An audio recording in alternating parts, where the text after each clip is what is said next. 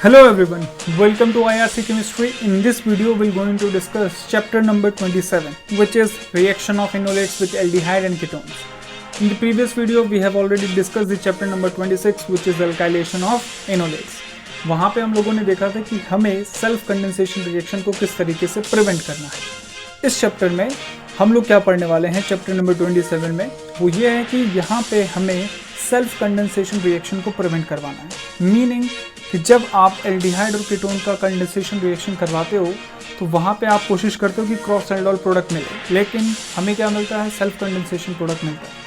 तो वो हम देखेंगे कि जब हमें क्रॉस एल्डोल प्रोडक्ट चाहिए तो किस तरीके से सेल्फ कंडेंसेशन को प्रिवेंट किया जाए। Point number 1। पॉइंट नंबर 2, यहाँ पे हम लोग डिस्कस करेंगे Mannich reaction, which is a naming reaction. अच्छा खासा यहाँ से क्वेश्चन बन जाता है, आने के चांसेस इस पार्ट से ज़्यादा होते हैं। फिर उसके बाद हम इस चैप्टर में ये भी देखेंगे कि intramolecular reaction, intramolecular aldol reaction किस तरीके से होती है। वो मैं चैप्टर नंबर 28 के साथ कवर कराऊंगा। So without any further due let's start the video. तो देखिए यहाँ पे सबसे बड़ी दिक्कत क्या आती है उसको सबसे पहले डिस्कस करते हैं, यहीं पे डिस्कस करते हैं। देखिए मान लीजिए कि मैंने ये एक कीटोन लिया है, ठीक है, और इसके साथ मैंने यहाँ पे एल्डिहाइड भी लिया है। ये मैंने एल्डिहाइड, जस्ट एक एग्जांपल लेके चल रहा हूँ मैं, और यहाँ पे मैंने बेस ले लिया। अब ऑब्वियस सी बात है ये प्रोटॉन को एब्स्ट्रैक्ट करेगा। ओके, प्रोटॉन का मैंने एब्स्ट्रैक्शन करवा दिया। सपोज ये मेथेनॉल्डिहाइड ले लेते हैं हम लोग। यहाँ पे मैंने प्रोटॉन का एब्स्ट्रैक्शन जो है करवा दिया और मेरे पास ये इनोलेट बन गया कीटोन का। That's it. अब इसके पास दो चॉइस है, इसके पास दो कार्बोनिल कंपाउंड है, एक तो कीटोन है और एक एल्डिहाइड है। क्या हो सकता है यहाँ पे, ये या तो अटैक यहाँ पे करे या तो ये अटैक यहाँ पे करे। ये आपके पास कीटोन है और ये आपके पास एल्डिहाइड है। ये एल्डिहाइड, आप चाहते थे कि मुझे क्रॉस एल्डोल प्रोडक्ट मिले। क्या मिले? Cross aldol product. तो इस केस में तो दिक्कत है नहीं कि क्रॉस एल्डोल की, यहाँ पे आपको क्रॉस एल्डोल ही मिलेगा। अब इस बात को समझ लेते हैं कि ये जो इनोलेट है अटैक कहाँ पे करेगा। तो वही वाली बात जो मैंने चैप्टर नंबर 26 में बताई थी, यहाँ पे भी वही फॉलो होगा। आपको इनोलेट बनाने के बाद कोई यहाँ पे ट्रिक, कोई रूल याद नहीं रखना है। सिर्फ आपको ये देखना है कि कौन सा CO सेंटर ज़्यादा इलेक्ट्रोफिलिक है। जो CO सेंटर ज़्यादा इलेक्ट्रोफिलिक होगा वहीं पे अटैक होगा। That's it, this is the basic principle behind the condensation reactions. तो यहाँ पे आपके पास कीटोन है और एल्डिहाइड हो, तो मैंने ये बताया था कि जो एल्डिहाइड का कार्बोनिल सेंटर होता है वो ज़्यादा इलेक्ट्रोफिलिक होता है as compare to ketone. Reason is greater positive charge density on the carbonyl carbon. अब ज़्यादा पॉजिटिव चार्ज होने की वजह से क्या होता है, there will be a greater force of attraction between the nucleophile and the carbonyl centre.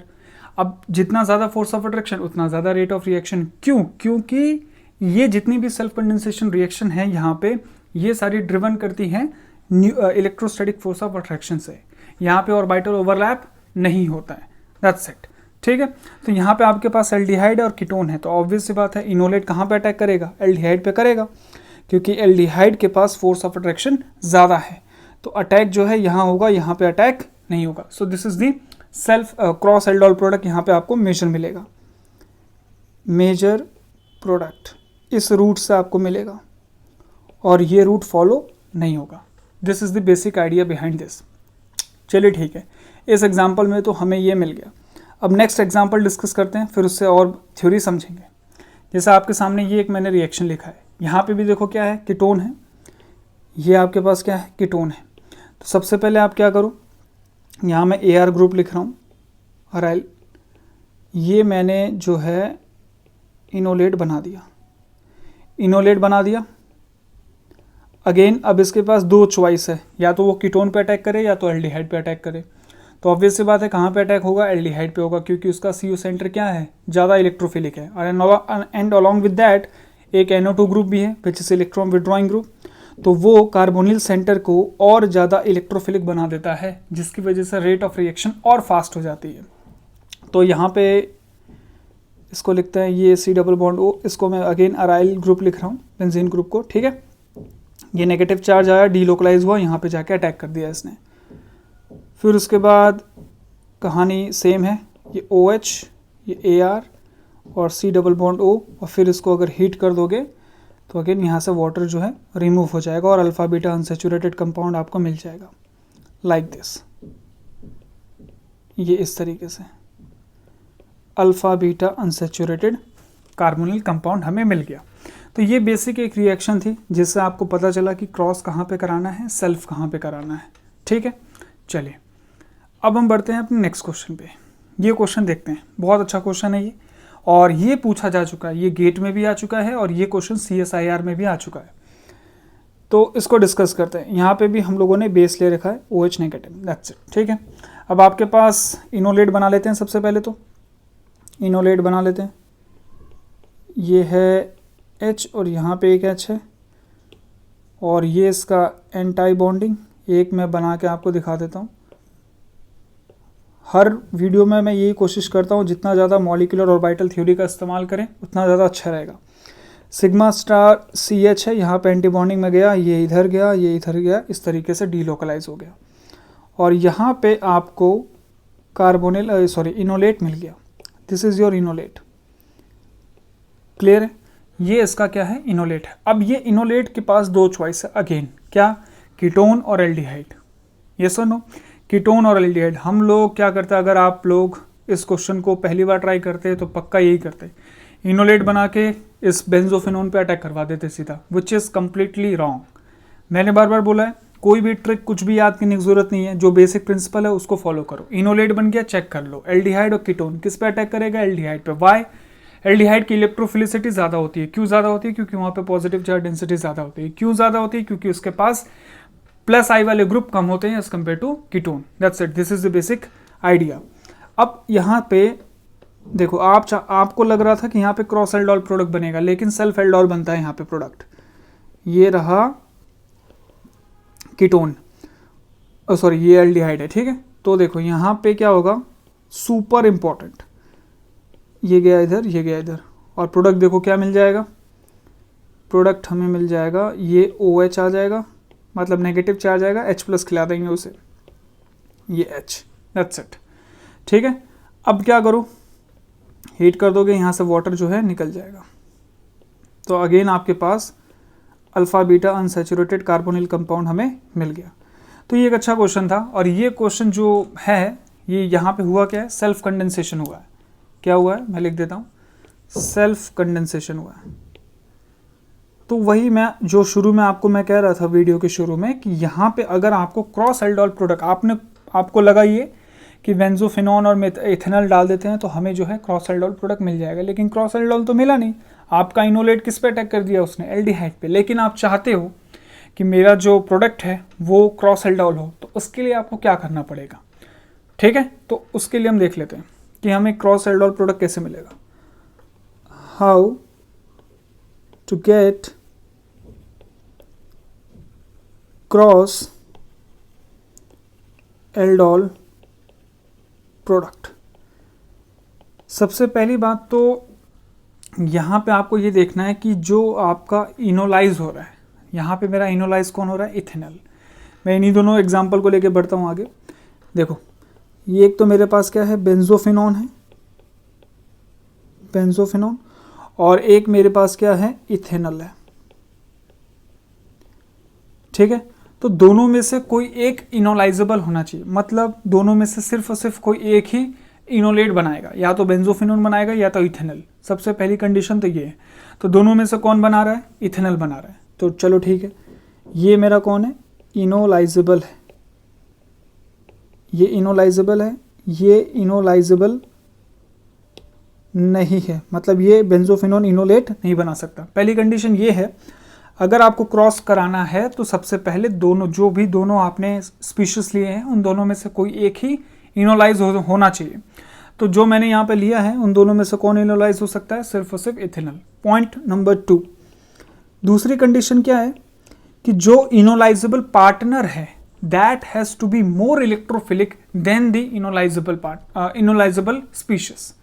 क्या बोला मैंने, कि जो इनोलाइजेबल का पार्टनर है, मतलब इथेनॉल का पार्टनर कौन है, बेंजोफिनोन, वो उसकी इलेक्ट्रोफिलिसिटी ज्यादा होनी चाहिए एथेनॉल से, मतलब इनोलाइजेबल वाले स्पीशीज से। अगर ज्यादा होगी तभी इनोलेट जाके बेंजोफिनोन पे अटैक करेगा, अदरवाइज वो खुद पे ही अटैक करेगा। ठीक है, तो यहां पे देखो मैं ये लिख रहा हूं, इनोलाइजेबल पार्टनर, इनोलाइजेबल पार्टनर मतलब जो इनोलाइज हो रहा है उसका partner has to be more electrophilic, has to be more electrophilic than, has to be more electrophilic than enolizable species.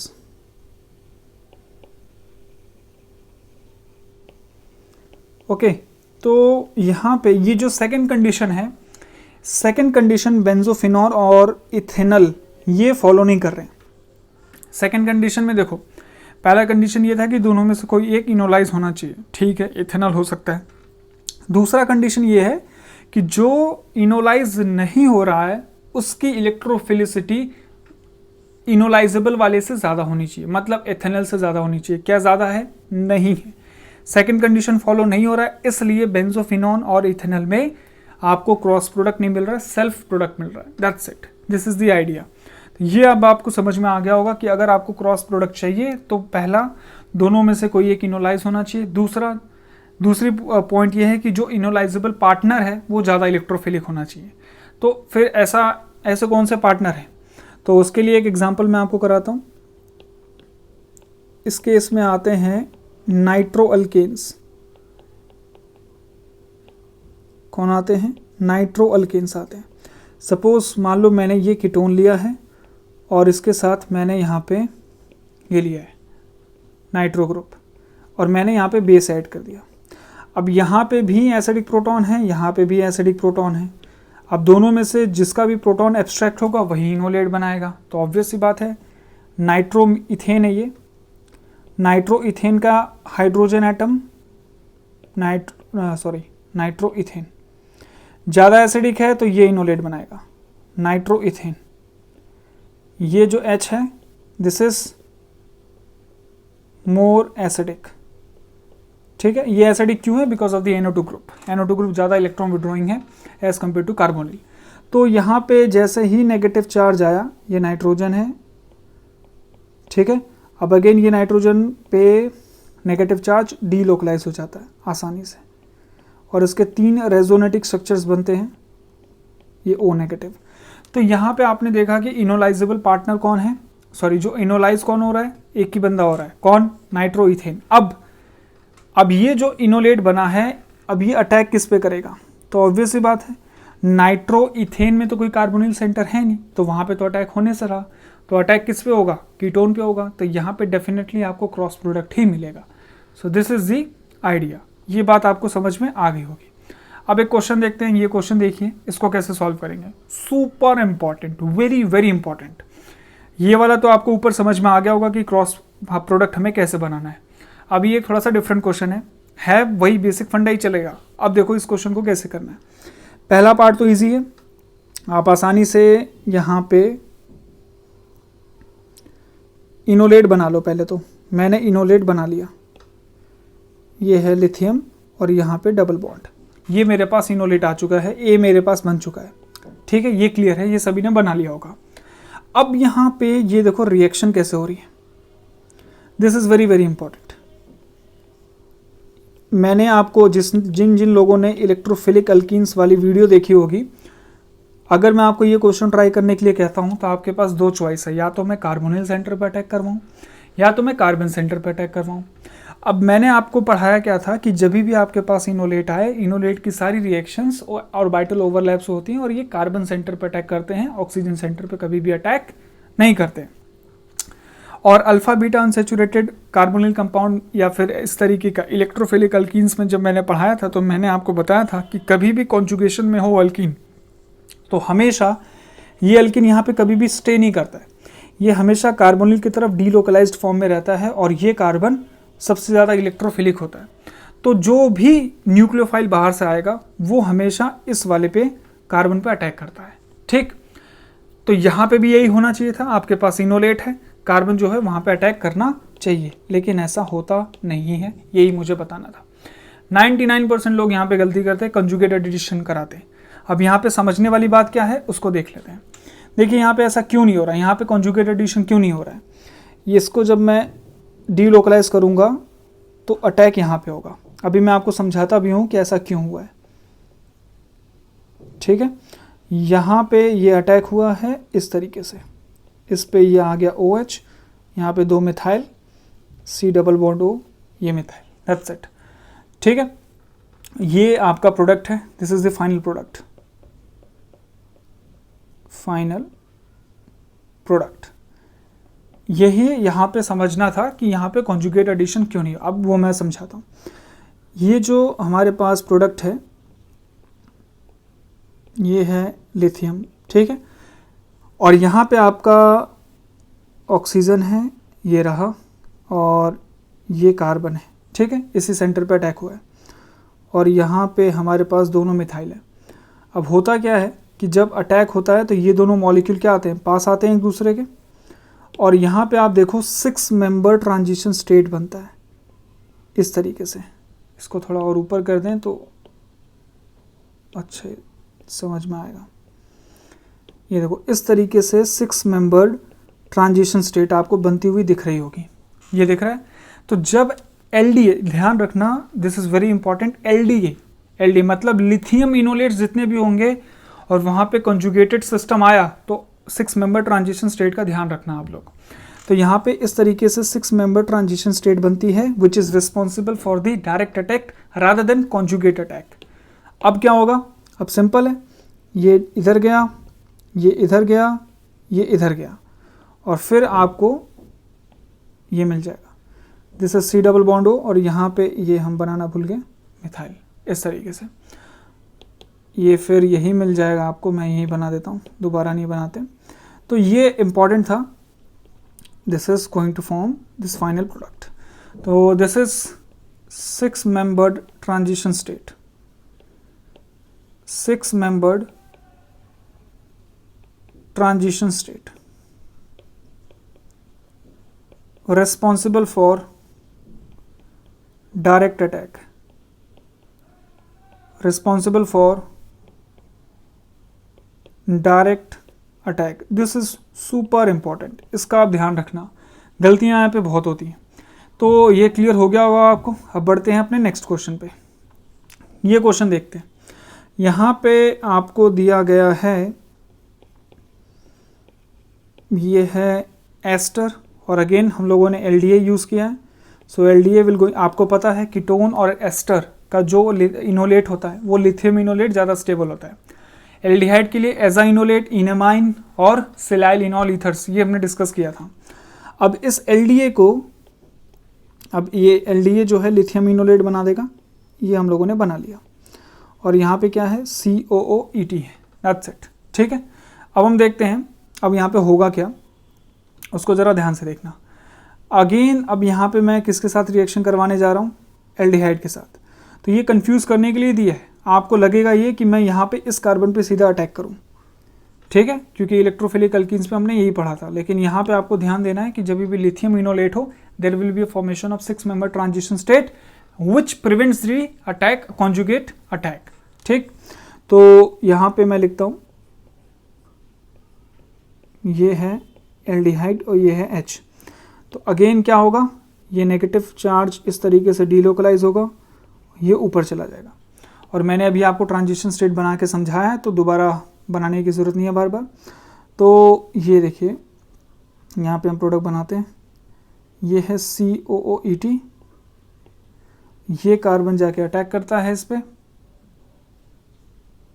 और यहाँ पे इस कार्बन पे अटैक हुआ है, ये OH आ जाएगा, और यहाँ पे इस तरीके से डबल बॉन्ड, ठीक है। अब अगेन यहाँ पे आप, खैर यहाँ पे तो अल्फा हाइड्रोजन है नहीं, तो this is the final product, this is the final product. इस तरीके से हमें क्वेश्चन करना है। तो यहाँ पे मैं लिख देता हूँ डायरेक्ट अटैक,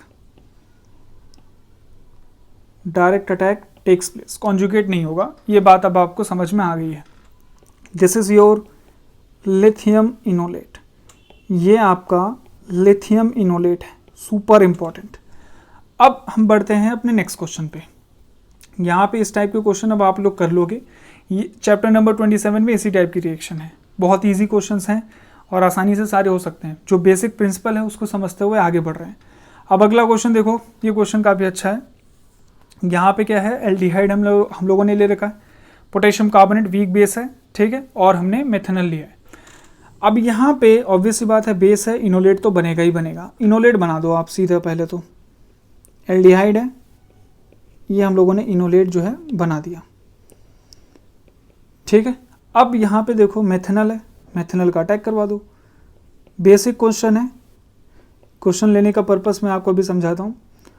ये अगेन डीलोकलाइज होगा and it will going to attack on this carbonyl centre, और यहाँ पे जो है आपका प्रोडक्ट जो है कुछ इस टाइप का बन जाएगा।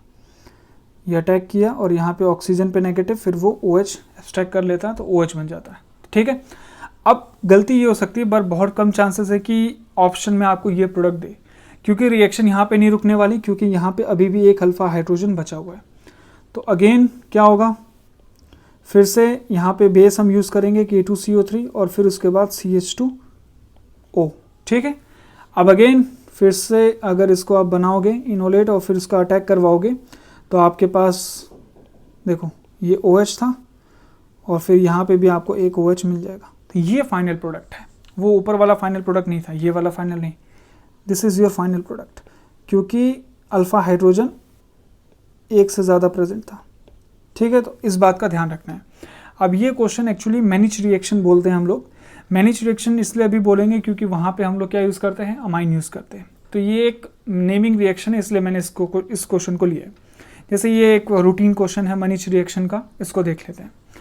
यहाँ पे देखो क्या होगा, अब ये जो अमीन है, अब डाउट क्या आता है बच्चों को कि ये जो अमीन है, सॉरी बच्चों बोल दिया, जो अमीन है, अमीन और यहाँ पे आपके पास मेथनॉल है, मेथनॉल और कीटोन है। तो ऑब्वियस सी बात है अमीन की रिएक्शन किससे होगी, कीटोन से होगी या एल्डिहाइड से होगी? तो एल्डिहाइड से होगी, because aldehyde are more reactive. तो फिर क्या करो, सबसे पहले क्वेश्चन को थोड़ा छोटा कर देते हैं, आप इस मेथनॉल को रिएक्ट करवाओ सेकेंडरी अमीन से, ठीक है। ये है CH2। तो फिर से वही कैटालिटिक आपने यहाँ पे क्या ले रखा है, HCl ले रखा है, H positive just CO centre पे अटैक करेगा, फिर वहाँ से इलेक्ट्रॉन डीलोकलाइज होगा, फिर नाइट्रोजन का लोन पेयर अटैक करता है, वो फिर सारी कहानी होती है, फिर वहाँ से OH2 निकलता है, डबल बॉन्ड आ जाता है। तो वो मैं बना रहा हूँ, रूटीन है ये, आप सारी चीज़ें पढ़ चुके हो। ये है CH2 और यहाँ पे नाइट्रोजन पे पॉजिटिव चार्ज आ जाता है, ये बन गया। अब जैसे ही बना, देखो ये जो नाइट्रोजन है इसके ऊपर पॉजिटिव चार्ज है, तो मतलब ये जो स्पीशीज बना है जिसके ऊपर पॉजिटिव चार्ज है, it has a tendency to attract a nucleophile. तो न्यूक्लियोफाइल यहाँ पे कौन है, तो आपको तो लग नहीं रहा होगा, कहीं दिख नहीं रहा होगा, बनाते हैं न्यूक्लियोफाइल। तो देखो न्यूक्लियोफाइल यहाँ पे है कीटोन। कीटोन कैसे है, हम लोगों ने एसिडिक कंडीशन ले रखा है, तो मैंने आपको बताया था कि एसिडिक कंडीशन में भी आप इनोलेट बना सकते हो, ठीक। तो ये लोन पेयर ये इसको एब्स्ट्रैक्ट करेगा। चलो मैं एक बार फिर से बना के दिखा देता हूँ, ये C double bond OH positive, ठीक है। अब यहाँ से देखो क्या होगा, ये एक और H है, ये फिर से H पॉजिटिव यहाँ से निकल जाएगा and there is a formation of enolate. ये एसिडिक कंडीशन में हम लोगों ने बनाया। अब अगेन ये इनोलेट कहाँ अटैक करेगा, इसको देख लेते हैं। तो देखो ये जो हम लोगों ने बनाया है इसको डुप्लीकेट कर लेते हैं यहाँ पे, और यहाँ पे हमारे पास क्या है, ये है नाइट्रोजन और इसके साथ था डबली बॉन्डेड कार्बन, ठीक है। ये है पॉजिटिव चार्ज। तो अगेन अब ये पॉजिटिव चार्ज नाइट्रोजन की तरफ डीलोकलाइज होगा और यहाँ पे ऑक्सीजन का लोन पेयर इस तरीके से डीलोकलाइज होगा और यहाँ पे ये अटैक कर देगा। तो यहाँ पे प्रोडक्ट क्या मिला, मैं इसको अब AR ग्रुप लिख रहा हूँ, बार बार बेंजीन ना लिखना पड़े। C डबल बॉन्ड O, ये इसने इस कार्बन पे अटैक कर दिया और ये नाइट्रोजन से बॉन्डेड था 5 मेंबर्ड रिंग में, ठीक है। इस तरीके से क्लियर हो गया होगा आप लोगों को। अब इसके बाद क्या हो सकता है, इसके बाद कुछ नहीं हो सकता। अगर मैं this is the final product, मैं यहीं बता देता हूँ आपको, एग्जॉस्टिव मिथाइलेशन इसके बाद किया जा सकता है। कैसे, वो देख लेते हैं। जैसे मैं यहाँ पे MEI ऐड कर दूँ तो ये क्या करेगा, ये है नाइट्रोजन, इस पे जो है मिथाइल आके अटैक कर देगा, पॉजिटिव चार्ज आ जाएगा ये AR क्योंकि नाइट्रोजन का लोन पेयर ज़्यादा बेसिक होता है। अब उसके बाद क्या कर दो, हीट कर दो। जैसे ही आप हीट करोगे, एग्जॉस्टिव मिथाइलेशन इसे बोलते हैं, ठीक है, यहाँ से ये बॉन्ड टूट जाएगा और ये इस तरीके से डीलोकलाइज हो जाएगा और आपके पास अल्फा बीटा अनसैचुरेटेड कंपाउंड आ जाएगा। This is the final product after the exhaustive methylation. Exhaustive methylation में क्या होता है कि जो आपका लीविंग ग्रुप है which is the nitrogen having positive charge, वो लीव करता है along with the acidic proton. That's it, और कुछ नहीं है यहाँ पे। क्लियर है? तो ये मनिच रिएक्शन है, ये आप कर सकते हो। उसके बाद हम नेक्स्ट क्वेश्चन देखते हैं। खैर नेक्स्ट क्वेश्चन तो नहीं है। अब ये जितना भी हम लोगों ने डिस्कस किया इस चैप्टर नंबर 27 में, इससे ज़्यादा और कुछ नहीं है। अगर आपने ये क्वेश्चन कर लिए और जो मैंने शुरू में थ्योरी बताई, दैट इज़ इनफ। लास्ट में इंट्रामोलिकुलर रिएक्शन है, इंट्रामोलिकुलर एल्डोल रिएक्शन, वो मैं चैप्टर नंबर 28 के साथ कवर कर दूंगा। So this is the end of the video. Please do like and subscribe our channel.